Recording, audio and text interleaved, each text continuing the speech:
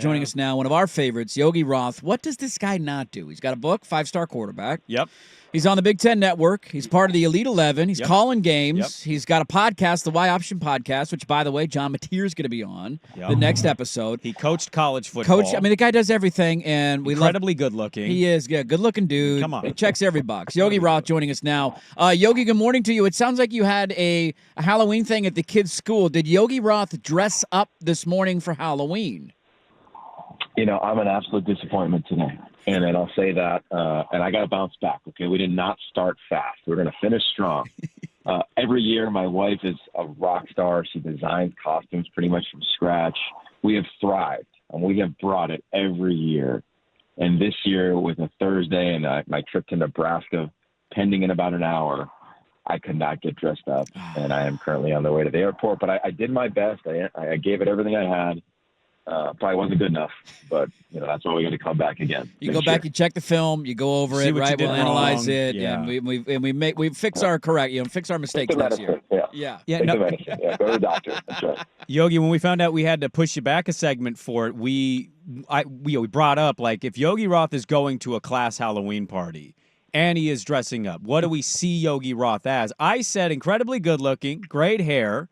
I think Yogi Roth is a little bit of a vampire. I think he's a good-looking vampire. Now, my co-host said Power Ranger, and our producer says Harry Potter-ish thing. What is the most likely Yogi Roth costume? Well, if it was today, I might have easily, because I whether it's right or wrong, I get mistaken often for Sean McVay in these random airports.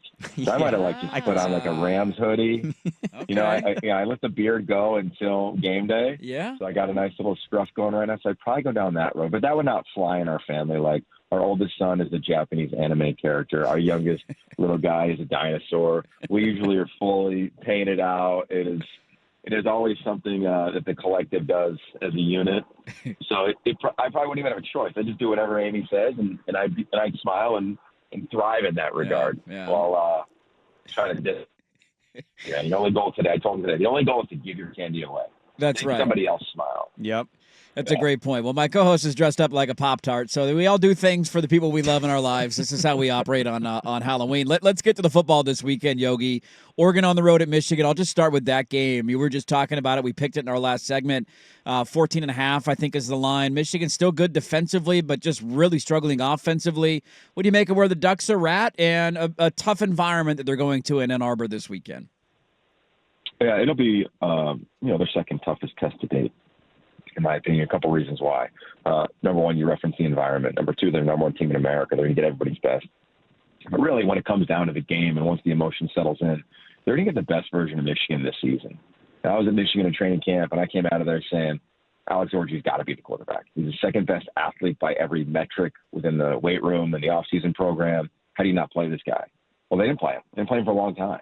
And now I think they finally have a role with Davis Warren as the quarterback, Alex Orji as, a hybrid package player that I think is only going to expand under their offensive coordinator, Kirk Campbell, who I played with his older brothers. I know that mentality of Kirk Campbell, I think, pretty well. And he's going to try to scheme guys up in a bunch of different ways, and they've done that. You go back and you watch their last game, and it was reverse pass. It was a reverse with a wide out lined up at quarterback and the Wildcat. Like, they're going to try to do a bunch of different things to try to force Oregon just to see if that speed and aggressiveness can maybe get them to miss a gap.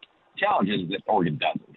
To me, they're the most improved team in America. I called their opener against Idaho. Yeah. So it's a potential CFP team in Boise State, and I am hopeful in that running back coming out of Boise State. And ultimately, I think every week we just watch them get better. And I think this is a program that reflects those DNA traits that Dan Lanning often references, which are connection, growth, toughness, and sacrifice. And this is going to be one of those games where I think they're going to grow a bunch. I think it'll be a really competitive first half. I think what will happen is that Oregon will just lean on Michigan. And if Michigan gets down 2 scores, which can easily happen, I don't think they're built offensively, regardless of quarterback, to come back in this game with firepower. The receivers, I think, are good, not special. I don't think Oregon's going to be able to play a bunch of man coverage because of the quarterback run game with Orji. But I just think overall it's going to be too consistent for too long of a period for Michigan to hang. I think Oregon wins. I think they pull away late in a really physical, competitive game. But again, prove that they can withstand the gauntlet that is not only the Big Ten, but will be the playoff. They're going to have to win 3 straight. if they end up winning the Big Ten, or 4 straight if they stumble and don't win that title. So I think they're built for it. And if they don't turn it over, I think they get the win on Saturday. You've been calling Big Ten games all year. You've found a nice home at the Big Ten Network. And I know you missed the Pac-12 stuff, but now in this new world, you're traveling to Indiana. You're going to Nebraska this week. What has Yogi Roth learned about the Big Ten in calling the games and being around the programs?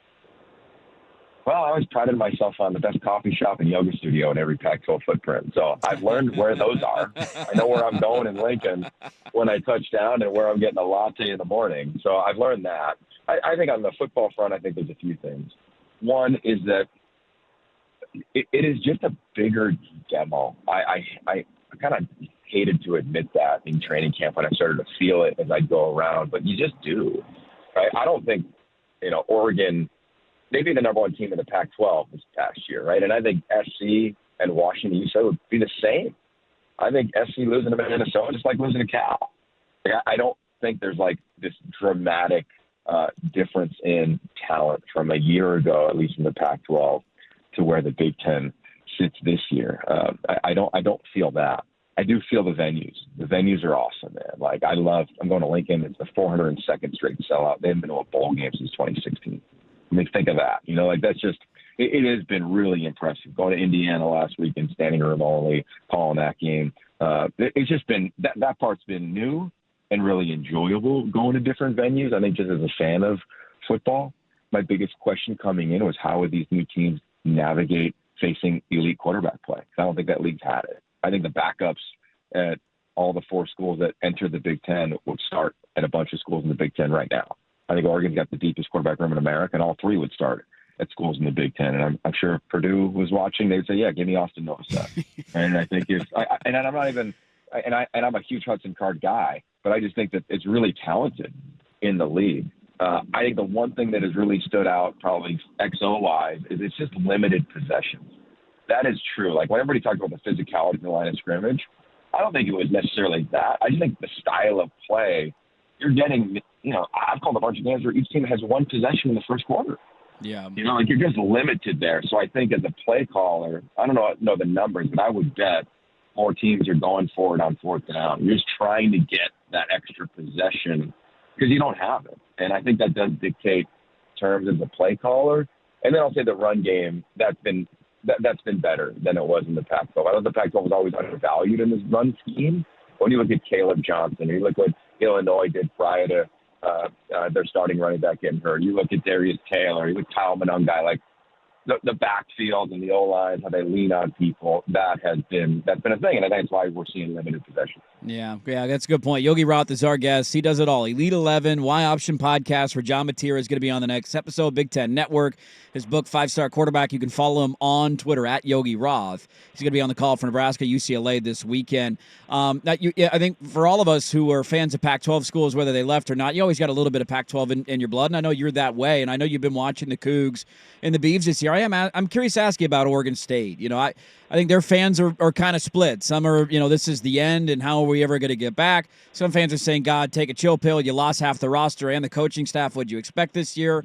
4-4, really tough game for them last weekend down in the Bay Area against Cal. I'm just curious what Yogi's made from afar watching Oregon State in their start this season. Well, I think you look at both of those teams, and the biggest difference, regardless of like specific personnel, is that for Washington State, the majority of the players stayed. They lost Cam Ward, but John Matera was playing quarterback last year in real games. That gets lost, I think, a lot around the country. For Oregon State, they not only lost their quarterback, but they lost so many key players. As I'm calling games in the Big Ten, I'm seeing players from Oregon State, and not just at Michigan State. I'm watching my beloved Pitt Panthers, and I'm seeing a ton of making plays. Who was Oregon State's roster year on other teams? So I think that's a fact, and really, where has that shown up? It's shown up in this latest stretch of losing games. They just don't have the competitive depth behind the guys that were banged up. I mean, they start off 4-1, and you're feeling really good about this team. And they were already hit by injuries. And now it just continued to happen, especially on the defensive front. And then the secondary, you got to fit the run game, et cetera. And that's, to me, where they struggled. But make no mistake, they drilled Purdue. They beat a 5-3 Colorado State, beat a San Diego State that, has lost what I think their margin of losses is even smaller than Cal's and USC. Yeah. like Pac-12 schools. They're not being a call away, challenging call, I would say, from the officials away from knocking off UNLV. And again, they were rated in the portal. So I look forward to them getting healthy, obviously a bye week. And I think that game on the 23rd against Washington State, I hope they're at their best because they're capable in the new look Pac-12 of making a bunch of noise. I believe the Washington State is in a position, if they can win out, which I think they will, if they can win out, to snag that 11 seed. By no fault of their own is the schedule, right? They've just done what the schedule has presented in front of them. I think it's been pretty impressive. They got a difference maker at quarterback. I think they finally have the offensive line. They can handle it when you comp them to other teams they might play in the CFP. And I think the number one thing for both of these teams, and this is, I'd imagine they're all over recruiting, is that they're a power, call it whatever, Power 4 school. They're a Power 4 team. They've been knocking off big programs forever. And I think that's how they have to continue to recruit. And then ultimately in a year and a half from now, they're basically going to get an automatic berth into a 12-team or maybe it's a 14-team playoff by then. And I think it's going to bode well. So it's been hard. They got to figure out the QB thing. But most importantly, they got to get healthy. Yeah. Very quickly, we'll let you go because we know you're getting ready to take off there. What did you learn about John Mateer and talking to him on your podcast? I think if they would have beaten Boise, he'd be more in a Heisman conversation. I think that loss kind of hurt in that regard. But he's had a good year. He's been great with his legs. What did you learn about John Mateer? Well, I love the fact that he knows he was the 119th ranked quarterback coming out of high school, but could care less. And I think that's a reflection of the team. I think a year ago, they were all about starting fast and proving everybody wrong. And I think Jake Dicker has flipped that switch of let's finish strong, right? Look at San Jose State, look at San Diego State, look at some of these tight games late. They've done that. And let's just, prove it to ourselves. What was the quote in the UW Apple Cup game? It was, focus wasn't on hating them, but loving ourselves and each other. I just think there's something to that, man. I'm not going to lie. I think that's a big deal. I think it's easy to be chip on the shoulder, screw everybody, we got hosed. And they haven't been that. And John is the same way. It was really cool to talk to him because I think he is a premier player. And I think that he really prides himself on being a Coug. Right? He's a guy that if you're outside looking in, you're thinking, okay, he's a prime candidate. Where's he going to land next year? Right, in free agency. I don't think he's going to land anywhere. I think he can stay right there and continue to develop and do something at Washington State that they probably couldn't have done in the Pac-12. Right? If you think about a CFP break. It just would have been a harder challenge for them schedule-wise. And I'll say this, from watching all those Pac-12 teams, and you're right, my heart is always with them, I think they're maybe the number 2 team in the Pac-12 right now. I really do. I mean, look at it, and you're like, all right, who would be second in the league? You start coughing it, and you're like, Washington State is playing second-best football among those teams. I mean, Oregon is a separator, but other than that, it's been a rebuild for a lot of the premier teams. And Washington State got over 100 starts on the O-line. The D-line is playing really good football. Secondary is finally healthy. I mean, remember, 3 of their best guys are out in the Boise State game. They only allowed 3 runs of 10 yards or more to Ashton Jeanty. Now, granted, all 3 were touchdowns. But I just think that they're better than people give them a lot of credit for. And I keep calling them this. I'm sorry, I'm stepping out of my list here. That's the noise change. But I'm calling them America's team. Yeah. I think outside of the team that you love, for me, it's Pitt, right? After that, you're rooting for these guys. If you've ever competed in anything in your life, you're rooting for these guys. And I think a lot of people are. And I hope they can make some noise here and make it challenging on the committee. Yeah, learn more about John Mateer in the next episode of the Y Option podcast. Yogi Roth of the Big Ten Network. He's going to be on the call of Nebraska, UCLA, big one. Huskers trying to get bowl eligible for the first time in a long time. 12:30 on the Big Ten, Big Ten Network, and you can follow him on Twitter at Yogi Roth. Yogi, we always enjoy the time, man. Have a great flight, have a great call, and hopefully we can do this again soon. I'd love to. You guys always make me smile. I appreciate that. There you go, Yogi Roth. Good stuff from him.